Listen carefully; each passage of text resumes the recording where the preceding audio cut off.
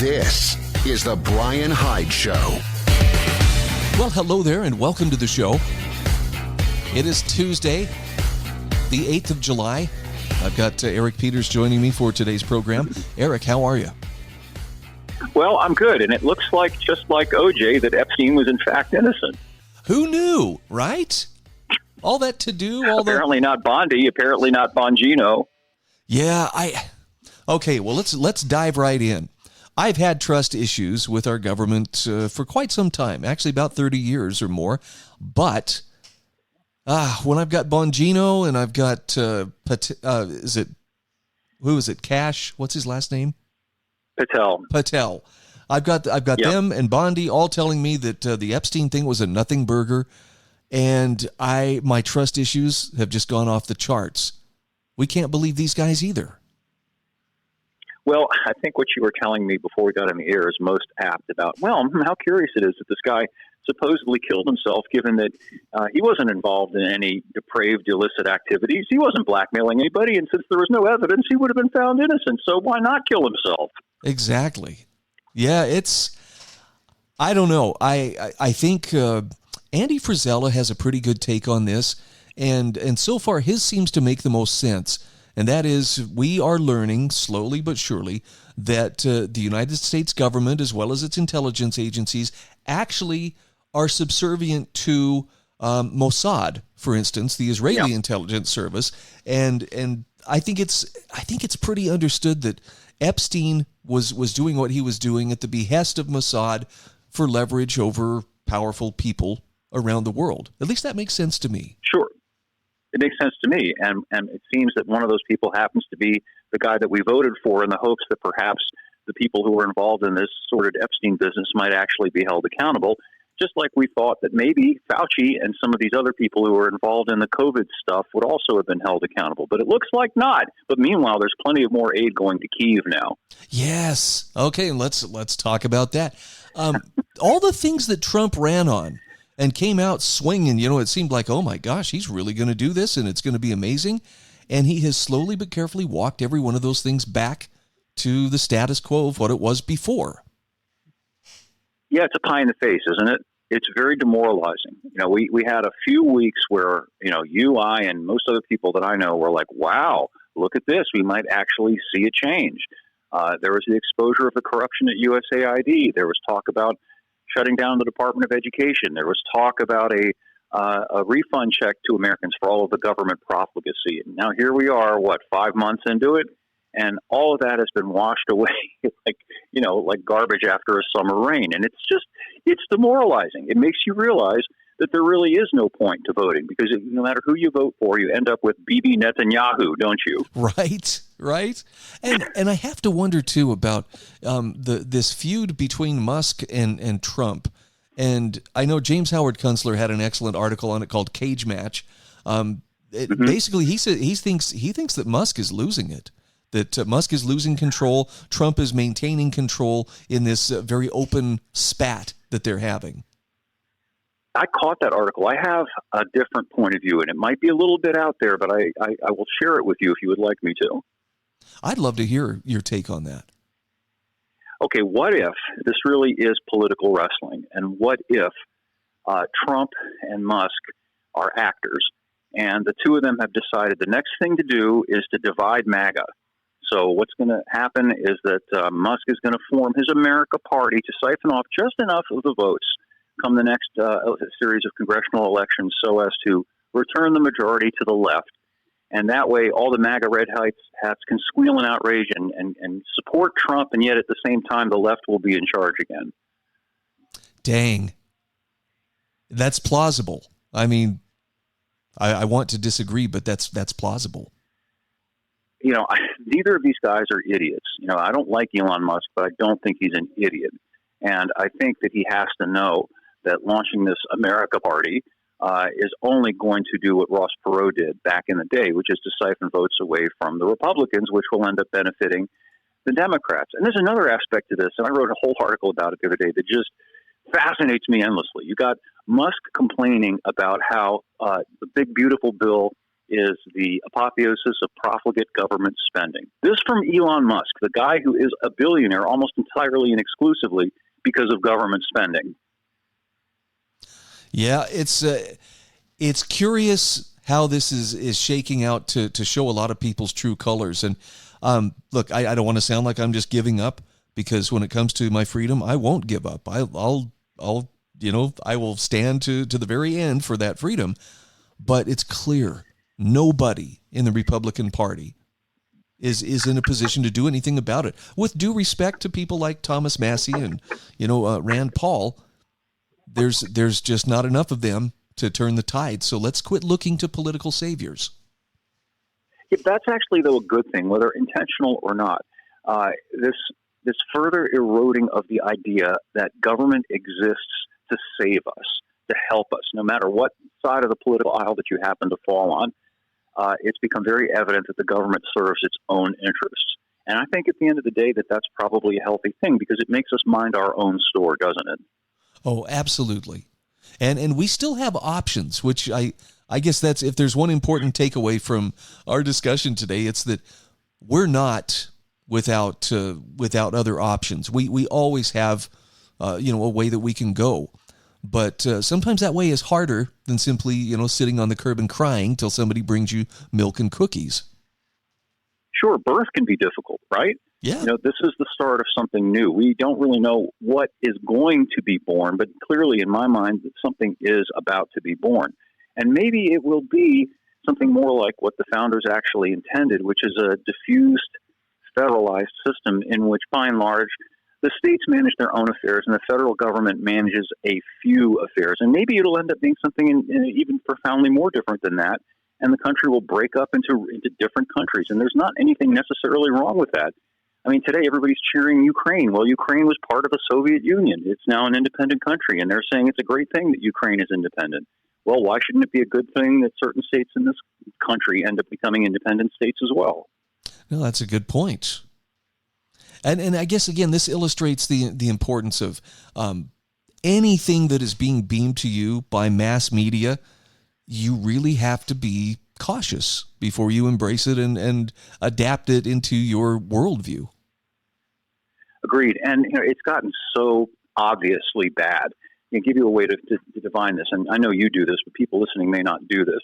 Let's say that you read an article that is put out there by the AP. Well, just put the same title or subject line into any search engine, and you'll come up with a dozen other articles that are just rehashes of the same article, almost down to the same paragraph structure and talking points. It all emanates from the same place. And, they're just stenographers who are repeating these contrived talking point narratives. No, I hear you. And I don't want to sound like I want to become a total Luddite, but this to me is why it's so important to unplug occasionally. And, in the words of the kids, go touch grass, but find a way to break free of the matrix every so often, look around, orient yourself, and don't get caught up in whatever the flow of information is, because clearly a lot of this is untruth. That seems to be the big challenge, Eric, is sorting what's fact from fiction. Well, I agree, and I would put a finer point on it in terms of disconnecting from these corporate structures, Facebook, X, and all of that, and allowing them not only to waste our time, but to control our train of thought. I think it's far preferable to actually discuss things with people directly that you know, or if you must be online, go to websites where you can communicate with real people rather than bots, and it's not this sort of doom scrolling thing about whatever the latest crisis is that you'll find on X. Boy, and that is a tough habit to break. And I'm as guilty of this as anybody, of being on X and just scroll, and I know that algorithm is picking my brain, maybe literally, to what should we show him next. I notice you've kind of drawn a line though, Eric. You're done playing the X games. I am completely done with it. I'm tired of being treated like Stalin's chicken by Elon Musk or the algorithms on X, which will allow you a little reach every now and then, meaning, every now and then the system will let other people see what you've posted, and you'll be able to get replies from people, but then it'll be withdrawn for a few days. And it's back and forth, and it just gets old after a while. And I just won't pay a billionaire to speak freely either. That's another thing. So, I'm going to interact with people that I know in forums where I know people, and not on these centralized control structures that are completely out of my control. It's demoralizing. No, I hear you. And I think it's demoralizing, as you had pointed out earlier. They do this on purpose to keep us off balance and concerned and confused and basically feeling helpless. And yep. I'm all about, and I'm open to any suggestions that people might have for how to walk away from that and basically set your own agenda. Well, here's a good way. We're constantly being hit with the fear porn about how the climate is changing. Instead of looking at that, why not go outside and look at how nice it is outside? Sure, it's hot, it's summer, but it's supposed to be. Enjoy the natural world. Use your brain, use your eyes, use your senses, rather than letting yourself be controlled by these doom scrollers. Hear, hear. So let's talk about a couple other things that are going on here. You had written an article about the 15-minute city. Yep. And I know that this is quietly going on in the background for a lot of people. It's not even on their radar screen, but the push to create these 15-minute cities, not just in America, but worldwide, continues. What's the purpose behind this? Who wants 15-minute cities, and what do they see as far as the benefit of creating them? Well, the important people do. And I thought you might notice this article that I published earlier today, because I know that your son, I think, is in Germany. Mm-hmm. And in Germany, there is a move afoot to make Berlin what they call an autofrei, meaning car-free zone. And I love the language that they use, because using the word freedom to describe being having your car taken away from you effectively so that you have to walk, meaning that you're limited to where you can walk within 15 minutes. That's going to be your diminished life now. That's the sort of thing that they want, because it gives them control. They really can't exercise control over a society unless they can control the movement of the people within the society. And in the case of what's going on in Berlin, just as everywhere else, in every case of this kind, of course, it's the important people who are exempted. They're not going to be denied their cars, just like they're not going to be denied their private airplanes or their big houses or their ribeye steaks. All of that is for us, not for them. Yep. No, I completely agree. It's for our own good, or so they tell us. But really, I think the underlying goal is just to keep us leashed and collared and contained for whatever purposes those who are better than us or higher than us, in status are supposed to determine. Sure, if you think about it, it's obviously not for our own good. It's about making our lives harder, meaner. In the old sense of that term, meaning harder, and that's not of benefit to us. But they try to get us to accept it by making it seem as though if we don't do these things, then we're just bad, mean, selfish people, because we don't care that the climate is changing and people are going to die. And the new way they're trying to manipulate people as far as this climate change stuff is framing it as some kind of a public health issue. They're trying to say that, the climate change is resulting in people suffering because of that. I mean, it's just a reboot of the whole COVID thing, just with a new cover story. It's crazy, too, how this massive flooding in Texas over the weekend has brought out some of the ugliest side of people who want to lay that at the feet of climate change, or cuts, to the FEMA budget, or basically any of the DOGE reforms. It's pretty sickening to see how people can capitalize on someone else's death and tragedy, for a perceived political gain. Well, that's what they want. I know what you're referring to, that pediatrician, I think it was, who basically clicked her heels and enjoyed the thought that people had died in those floods because they supported the Orange Man in the last election. Right. And we saw this sort of just really awful behavior during the worst of Corona mania, when people were treating other people like human garbage because they wouldn't put on a mask, and they wouldn't stand 6 feet apart and all of this. And you could see, you and I are familiar with what happened in East Germany, the way everybody was spying on everybody in that country and gleefully reporting to the Stasi, which was the East German secret police, that their neighbor did something. That mentality, that sort of thing. It's a poisonous, cancerous attitude, and unfortunately it's metastasized in our society. Well, I can tell you some good news, and that is I was just noticing one of my state legislators here in Idaho had posted this was just a couple of days ago. As of July 1st, there were a bunch of new laws that took force in Idaho. I thought you might be interested in a couple of these. One is ivermectin is now available over the counter in Idaho. That's pretty cool. No forced mask mandates. That is the law here in Idaho. Protecting doctors' right to operate within their conscience. That one may actually be more of an abortion one. Health districts have to base their policies on science. The Idaho Medical Freedom Act. We had a slew of bills that finally passed our legislature that rein in those public health bureaucrats and hopefully prevent that kind of mischief from coming here again. Excellent. Those are all steps in the right direction. I'm hoping we continue down that road and get back to the point where it's understood that grown adults have the right to make such decisions for themselves without coercion. And, the other flip side of that is, you're accountable for the decisions you make. But at the same time, other people are not accountable for the decisions made by some other person. That used to be the American way, and I'd like to see America get back to that idea. Hear, hear. We're down to just a couple minutes left here. Any automotive stuff that you would like to share with us today, Eric? Anything you've test-driven recently that deserves a mention? Yeah. Yes, well, more of a general thing. I am driving the Toyota Crown Signia this week, and the Crown and the Signia are replacements for the Avalon in Toyota's model lineup. And you used to be able to get an Avalon sedan with a V6 for $36,000, and that was 2 years ago. Now the price of the base price of the Crown is about $41,000.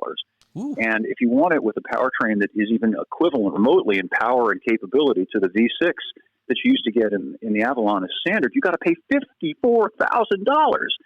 Similarly, I was doing some research for the Mazda CX-50, which is just another crossover, nothing special, that they're going to be sending me soon. And if you want the turbo engine in that thing, it's $40,000. Wow. You see what the trend here is that they're essentially making things that used to be readily accessible to ordinary Americans, like a V6 engine, something with some power and some pep. They're making them for rich people only now, because who else but the rich can afford to spend $40,000 or $50,000 on a car? For real? Wow. And again, that trend of smaller, more high-strung, more complicated engines to make up for that lack of displacement. Yeah, we're going to get to the point, I foresee, if this train isn't derailed, that within, I don't know, at the most 5 years, we're going to be really thankful, NASA, if we're allowed to have a 1-liter 3-cylinder engine in a car that costs $30,000. I'm still amazed. And I'm not joking. Those engines that small are already out there. Wow.